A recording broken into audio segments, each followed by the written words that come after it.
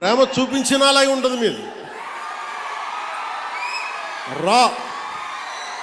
చాలా రా లవ్ మీద. అలాగే మీరు గొడవ పెట్టుకున్నా కూడా అంతే గట్టిగా ఉంటుంది. అంత గొడవ పెట్టుకుంటేనే కదా గత ప్రభుత్వంతో మనం పల్లి పండుగ 2.0 చేసుకోగలుగుతున్నాం. కానీ మీరే లేకపోతే, మీ ఉత్సాహమే లేకపోతే, మీ తెగింపే లేకపోతే ఈరోజు కుటుంబ ప్రభుత్వం ఈ పరిస్థితులు అయితే ఉండేది కాదు.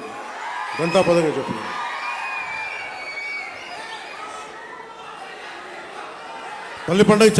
పల్లి పండుగ గురించి చెప్పబోయే ముందు ముఖ్యంగా ఇక్కడున్న జెన్సీ 20 ఏళ్ళు 2000 తర్వాత పుట్టిన పిల్లలు, యువత, నేను మీ భవిష్యత్తు కోసం ఆలోచిస్తున్నాను.